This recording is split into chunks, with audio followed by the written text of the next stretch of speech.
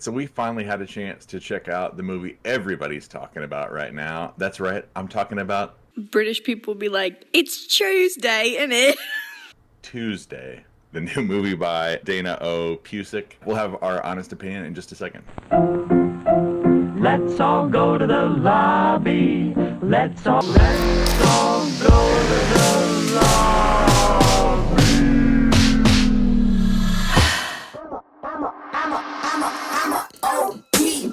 Know that they ride or die. I keep boys by my side.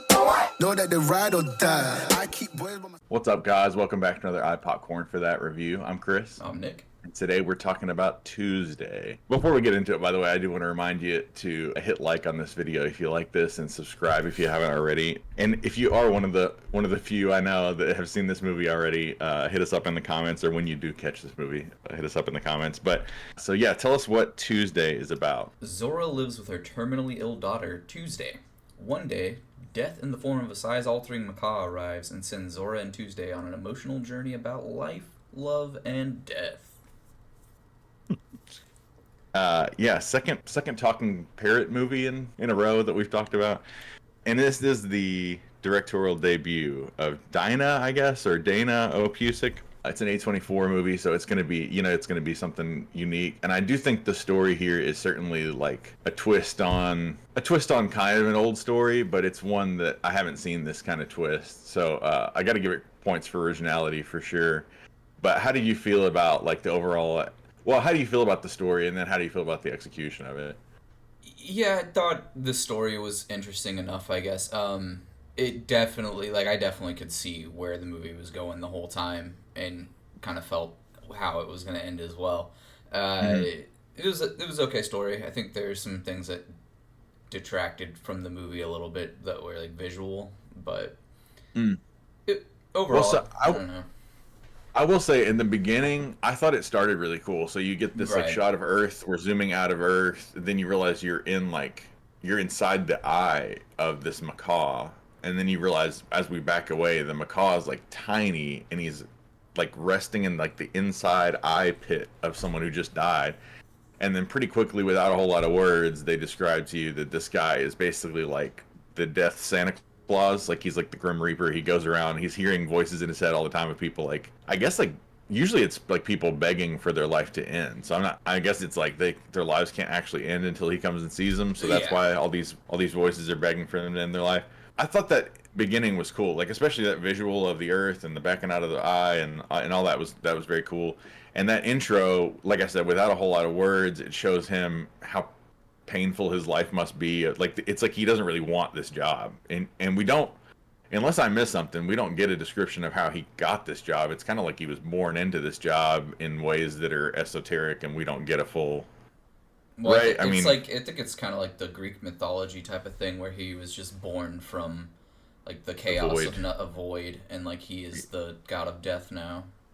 Yeah, and I think this movie makes some attempts at humor that are odd and don't land. Like, I mean, it wasn't trying to be a comedy, but then the comedy was kind of awkward. Like anything that was trying to be funny in this didn't work out that way. And I thought Julia Louis-Dreyfus. I thought her character got better as it progressed along, but in the beginning I was kind of confused about what I was supposed to be getting from her character. Like her whole personality, just that she's caring for this sick teenager that she's got, and she lies about having a job and doesn't really have a job anymore. And somehow she's able to pay for all these like expensive medical treatments and like in-home care and all this by like selling everything they have upstairs in their home. So she's like literally taking tiles off of the bathroom and selling them. Right. I'm a little confused about how long that would really work or how effective that would really be, and why you don't have a job. We don't get answers about why she doesn't have a job anymore. I'm guessing it's just because she couldn't cope with her daughter dying, with what's, type of thing. Yeah, but you kind of have to fill in the blanks there. And she's like sleeping on a park bench. Like it's like, is it just that she's avoiding being home because she doesn't want to deal with her dying teenage daughter? Like I said, you are left to fill in some of these blanks. Sometimes I pick on movies for being too much tell and not enough show, and this movie shows and doesn't do a whole lot of telling, and so I can't really pick on it for that. You can kind of figure out what's going on, but I think she does get better and develops more of a character arc as the story goes on. And so by the end of this movie, I was more or less liking it more than I I wasn't really feeling it as much as I wanted to in the beginning, and I think it wrapped it up pretty nicely. But I do think this is another case of a movie kind of ending and then going on a little further. Yeah. Movies keep doing that, definitely man. say that. Like, it could have ended. So It was perfect. the big like takeaway for me is kind of like the mother coming to terms with her daughter dying finally, but knowing it's gonna come. But she has to do this by essentially, kind of spoiler, she becomes the god of death temporarily, at least. And Not on purpose, but yeah. Yeah, like I said, I saw that coming. I'm pretty sure everybody did who saw the movie. It could have ended like 15 minutes before it did. Yeah, because the end for me felt like we literally see the Earth again, like kind of like reverse, like perfectly close the loop, like reverse of the beginning of the movie, and I was like, got it. Yeah. And then we got to go. The parents got to go back to Julia Louis-Dreyfus's character and check on her, and then make sure she's all right. And she's kind of not all right, but it kind of ends on like a ambiguous, but more or less like you get the idea that she's going to go on about her life and be able to cope for the most part. Right. But it's kind of like, if you're going to leave it a little ambiguous, just leave it all the way ambiguous and end like you had that perfect shot to end on, and then they kept going again. It's real strange habit that movies have. And I want to see what you think about this. So one of my complaints about the movie is it doesn't make that much difference in the movie, but it just keeps coming up where there's like once she, so you already alluded to it, but she makes her best attempt to kill death. She smashes the macaw with a book over and over again. She pours liquor all over him, sets him on fire, and then when the crispy burnt bird is still talking, she eats him, which was surprising to me. Like, I didn't see it going there. And then, but I did see like she's gonna eventually become death.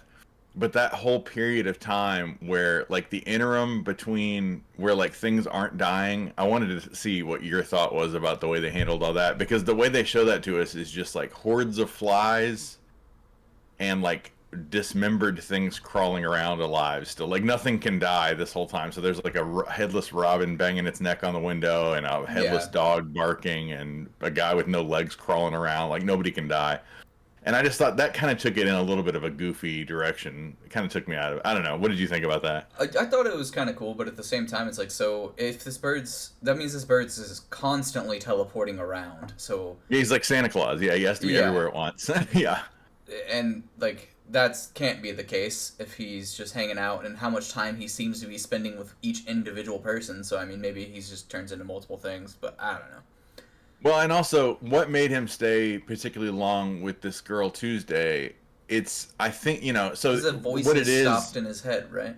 The voices in his head stopped, but is it just that she told him a joke in the moment that he was about to kill? Like, I'm not saying I liked her character enough. I liked the character of the macaw a lot, like the character of Death. I thought he was the best part of the movie. But it's like, what did she do that quieted down his brain? And isn't that like ultimately a bad thing for the world? Like nothing can die now because you told a joke. I don't know. It was a little odd. And then like whenever her mom becomes Death temporarily, it's like she's kind of loving it. Like she's like, we could do this full time. And it's like, are you enjoying this, or are you just enjoying like delaying the inevitable death of your kid? Because it seems like she's almost like, yeah, this is a pretty good gig, like seeing people in the worst day of their lives and like helping them die. This is like something you wouldn't enjoy, actually.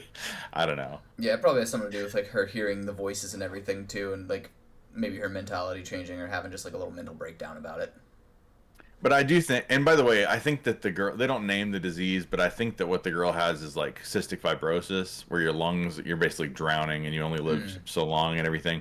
I do think that by the time like the movie's kind of ending and she's coming to terms with her daughter's death and everything, it did finally get me, like I felt some emotion in that moment. So, because I was getting a little bit like, okay, I'm just not super connected to these characters though. Like they're all doing okay, but I like the bird the most, and I kind of want to feel like a human connection here. And by the time there is that moment that's meant to make you feel something, and I think it worked. So yeah, and I like to see new directors like this taking big chances. We always talk about like big swings and stuff like this. So I like that it was a big swing and it was a creative direction. It just didn't 100% stick the landing every time for me. Anything else stand out to you about this? What else? It's just kind of like the negatives of the CGI of the bird being kind of bad a lot of the time, I feel like. There were moments that were good, but I know what you mean. And with Julia Louis-Dreyfus, because the one thing is like she can get real small, real big, and the CGI there was pretty iffy. Yeah, it's easier with the bird actually, I thought, but like once tiny Julia is instead of the girl's hands, something about that just looked it reminded me of like The Borrowers or like Honey, I Shrunk the Kids or something like that. It was a little goofy. And I don't really know. I guess the reason the bird can change sizes is just so he can like get in and out of crazy different places or whatever. But there were some moments where they were like doing things with flies, and I couldn't figure out if they were trying to say like, oh, remember flies can't die now because of the thing, or if it was like the parrot got tiny. I couldn't figure out what they were doing, trying to make us focus on the fly. And I thought the nurse character was like one of the only other main characters in this at all, and she kind of was pretty forgettable. Like she didn't really have anything for her to do. It was like all she is playing the role of, I don't know if you're supposed to interpret it this way, but I kind of took it as like the very negligent, doesn't care about her job nurse. Like she just cares about like passing the exam and doesn't care about her job at all. Like there's giant parrots moving around and dancing in this house, and she's just like, hey, whatever you got to do, you know. Right. It's a little odd. So what would you score it? I gotta hear what that translates to in a score. I don't know. So I also went in blind to this movie because I think you told me you saw the trailer and it looked really interesting. So I just stayed away from it. I had like higher hopes, but I think I probably like a 5. Like it was okay, you know. Yeah. I'd give it a little higher than that. I think it's because of the chances it took, and like I liked the macaw character probably better than you did, and I thought the voice work was interesting there. Yeah, I thought grunting. Tuesday was an interesting enough character. It was excessive grunting, but yeah. Yeah, it was a lot of like. You need to say goodbye to your daughter. Yeah. I don't know what that was about, but they were doing something to like tweak that person's voice. I'd like to see. I need to look up what the voice actor looks like because I kind of want to see what the person behind that voice looks like. Right. But yeah, I'd go a little bit higher. I think as high as I can go is like a 6. But I would like mildly recommend it. It's just this is a very streamable movie. Like I do normally want to say like go and support movies in theaters, but you're probably going to see Inside Out 2 right now. and you'll check this on streaming maybe one day, you know. And I think this is a streaming kind of movie for me. So 6 out of 10. It ain't bad. I mean, it's all right. Like, Thanks for watching, guys. We look forward to seeing you in the next review, and we'll see you very soon. Thanks. See ya.